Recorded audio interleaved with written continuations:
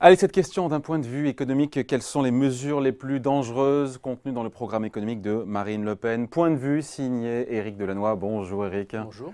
Président du cabinet Tenzing. On va rentrer dans le dur des mesures que vous avez listées qui vous semblent vraiment dangereuses pour la France, pour l'économie française, vous, chef d'entreprise.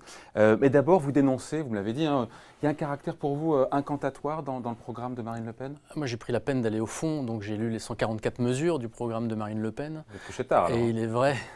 Et il est vrai qu'il y a quelque chose d'assez affligeant, c'est que finalement tout ça est assez creux. On retrouve tous les mots magiques de la campagne, la sécurité des Français, ce sont des mots magiques hein, quand on n'a pas des vraies solutions derrière, l'économie réelle face à la finance, et du coup on se retrouve avec beaucoup d'incantations. Je peux en citer quelques-unes. Hein. Citer quelques-unes. On parle de réserver des commandes publiques aux entreprises françaises. Ah, très belle idée, mais comment on fait? C'est quoi pour elle une entreprise française quand on sait que le CAC 40, 70% du chiffre d'affaires et 2 tiers des salariés travailleurs de France. Est-ce que c'est encore des entreprises françaises? Elle veut privilégier oui, les mais PME. CAC 40, c'est quand même une grosse partie du PIB français, une grosse partie de l'emploi. C'est quoi un prix raisonnable? Puisqu'elle module quand même, hein, commande publique, mais si c'est un prix raisonnable. Donc on est vraiment dans l'incantation. Parlons du plan de réindustrialisation. Elle veut réindustrialiser la France. Et la seule méthode, ça va être une coopération entre l'industrie et l'État stratège. C'est tout. Donc qui peut être contre, c'est ça, c'est que... Mais qui peut être contre? Personne ne peut être contre. Simplement, on ne sait pas derrière, il y a zéro méthode. Et surtout, on est sur des mots magiques qui ne veulent rien dire. Surtout, et puis, alors, par contre, pardon, mais on n'est pas dans l'économie là. Mais moi, ce qui m'a fait le plus sourire, c'est éradiquer le terrorisme. Bah oui, mettons dans le programme de Marine Le Pen, rendre les gens heureux. Enfin, je veux dire, on est vraiment dans la pure incantation avec des solutions qui n'en sont pas en fait, parce qu'il n'y a pas de méthode. Et derrière, c'est très, très creux. Bon, sur les mesures concrètes, parce que là c'est bien, on est effectivement dans le point de vue général, mais si on regarde vraiment les mesures concrètes, vous avez soulevé le capot du programme de Marine Le Pen, ça mène vraiment, on entend ça partout, ça mène vraiment à la catastrophe, l'appauvrissement, la ruine. On grossit pas un peu le trait, on cherche à faire peur? Je crains malheureusement que non. Alors le problème c'est qu'effectivement les détracteurs vont dire qu'on cherche à faire peur, mais on va prendre une première mesure. Oui, concrètement. Revenir au franc. Moi, je suis chef d'entreprise, je fais des prestations en France, mais aussi en Europe. Je vais faire un contrat avec un pays européen en euros. Demain, on m'oppose de revenir au franc. En tant que chef d'entreprise, je vais supporter le risque de change.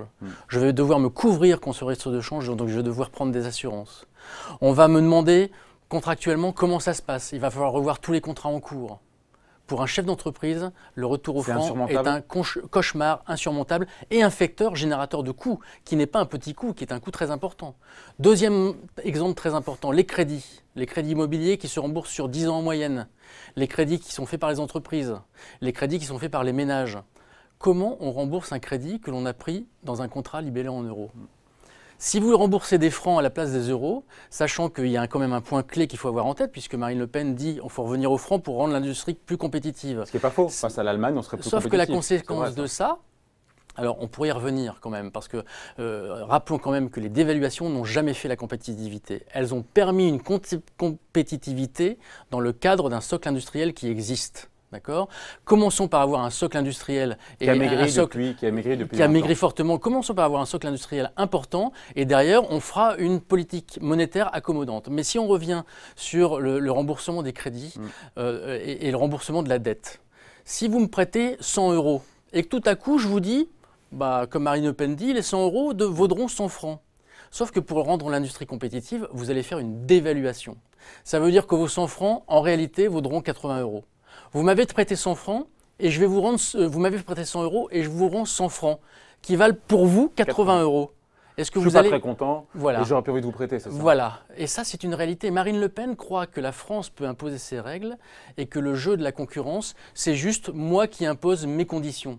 Mais ce n'est pas comme ça que ça se passe. Deuxième mesure très importante, le protectionnisme. Protectionnisme, c'est quoi? On va mettre des barrières à l'entrée, sa fameuse taxation à 3% des importations. Cette taxation à 3% va avoir deux effets. La première... Taxer, sur le principe, taxer les pays qui ont des coûts de production beaucoup plus bas, qui font un dumping social, fiscal, environnemental. Pourquoi pas, sur le papier? Mais il faut accepter les conséquences. Les conséquences, c'est que cette taxation va se retrouver dans les prix.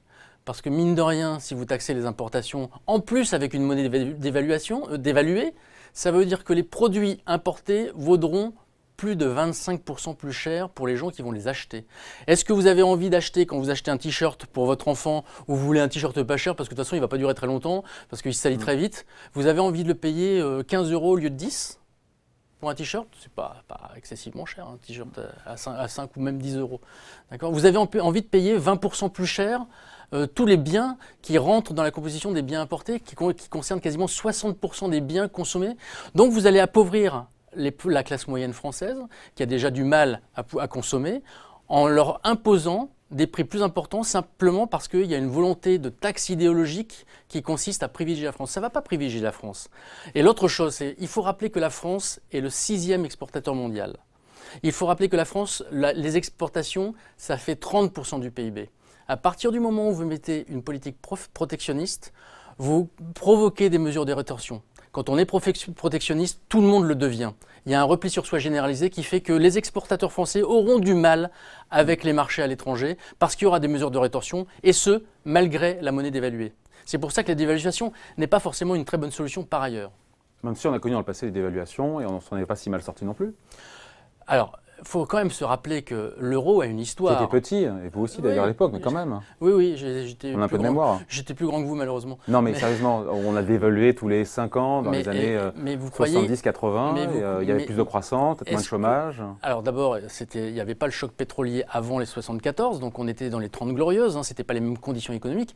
Surtout le sujet qui est très important par rapport à ça, c'est que le système monétaire européen, qui était ce fameux flottement des monnaies, qui provoquait régulièrement des guerres des monnaies, parce que c'est ça dont il s'agit. Dans des problématiques de compétitivité, on assiste à des guerres des monnaies. L'euro a été créé pour arrêter ça, et on veut y revenir, sachant que derrière, vous allez devoir gérer des taux de change, vous allez devoir gérer des couvertures de taux de change. Pour les industries, encore une fois, ça va être un cauchemar et une instabilité permanente sur la capacité à vendre à l'étranger.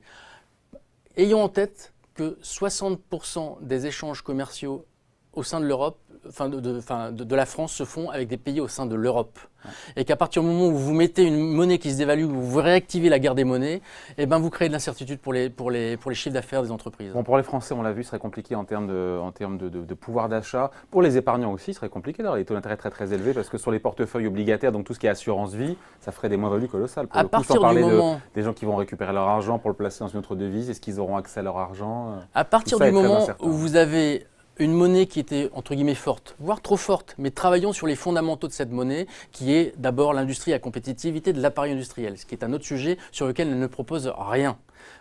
Il paraît que, sous prétexte qu'on va dévaluer, tout à coup, il y a des usines qui vont émerger dans la France profonde et qui vont permettre à tous les gens de travailler. Enfin, c'est un peu l'effet Trump quand même, donc on est dans le non-fait. Mais simplement, gardons en tête que Trump qui est revenu sur beaucoup d'éléments d'ailleurs qu'il est promis pendant la campagne, qui ne met pas aujourd'hui en application. Oui, mais le populisme est toujours confronté à la complexité de la réalité et ne met jamais rien en œuvre. Ça a toujours été comme ça dans l'histoire. Mais gardons quand même en tête pour les Français qu'aujourd'hui, ils ont 100 €. Demain, avec Marine Le Pen, ils auront 100 francs, c'est-à-dire 80 €. Et pourtant, ils devront acheter la même chose. Ils devront se nourrir de la même manière et ils devront rembourser leurs crédits. Et des crédits que vous devez rembourser qui augmentent de 20% en termes de coûts, ça crée des défauts de paiement. Et donc, ça crée une crise bancaire. Alors, on peut vomir sur les banques. Madame Le Pen fait comme Mélenchon, finalement. C'est l'économie réelle contre la finance. Mais l'économie réelle a besoin de la finance. Et taper sur la finance et faire en sorte qu'elle tombe en faillite avec des mesures un peu populistes, ce n'est pas le meilleur moyen de redresser la France. Alors la sortie de l'euro, le retour au franc, effectivement, c'est ce qui est problématique chez Marine Le Pen. La taxe sur les importations, on l'a évoqué. Donald Trump l'avait aussi, on avait parlé pendant sa campagne. Finalement, aujourd'hui, on ne la voit pas. Il n'en parle plus maintenant, on parle juste des baisses d'impôts. Il est revenu dans le rang, c'est un républicain comme les autres. Sur l'État interventionniste, c'est vrai qu'il y a beaucoup, on a parlé, alors je ne sais pas si c'était chiffré, il y a plus de 100 milliards d'euros de dépenses nouvelles qui sont financées, alors qui sont peut-être certaines discutables et pas d'autres. Et après, on se demande comment est-ce qu'elles sont financées. Elles sont financées si on sort de l'euro et si c'est, pour le coup, si on sort de l'euro. Si on reste dans l'euro, l'Europe ne permet pas d'avoir ce déficit public-là, donc ce n'est pas financé. Si on sort de l'euro, les gens ne nous prêtent plus, donc on ne peut pas la mettre en œuvre. Ou alors c'est la Banque de France, ce qu'a dit Marine Le Pen, c'est la Banque de France qui remettra, qui fera tourner la planche à billets. On voit bien qu'il n'y a pas de cohérence dans ce programme. C'est un étalage d'incantations au service d'un discours populiste. Vous venez d'en faire le résumé. Sortir de l'euro, c'est contraire à la productivité française. Quoi qu'on en dise, parce que ça va appauvrir la population, faire une baisse de la demande de consommation et donc... On gagnera en compétitivité quand même face à l'Allemagne, c'est vrai. En compétitivité de prix, mais on ne gagnera pas en compétitivité par rapport à la qualité des produits, par rapport à notre appareil industriel. Donc ce n'est pas la solution. La monnaie n'est pas le seul gain, il est là, il est face à l'Allemagne, mais comme l'Espagne et l'Italie dans ces cas-là sortiront eux aussi et dévalueront, à ce petit jeu-là, on sera perdant. Et le carnet de commandes, il va s'amoindrir parce que les gens n'auront moins d'argent pour consommer. Donc, sur les dépenses publiques, sur les cadeaux, entre guillemets, sur les dépenses publiques, pas que des cadeaux on fait quelques petits cadeaux. Il y a des bonnes mesures. Il achète tout le monde des cadeaux aussi. Absolument. Chez Emmanuel Macron également, il y a des revalorisations parce que le dégel du point de l'indice des fonctionnaires, c'est aussi une bonne mesure. Mais quand même, la mesure phare qui représente quand même 40% des dépenses publiques, qui s'appelle la retraite.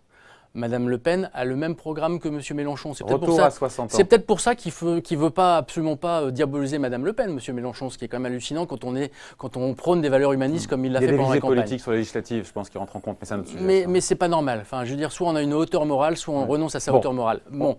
Mais sur la retraite à 60 ans, quand toute l'Europe a une tendance à l'augmenter. Quand tout le monde civilisé passe de 60 à 65, avec une moyenne de 65 en Europe, Madame Le Pen veut revenir à 60 ans, c'est 27 milliards de dépenses publiques en plus par an.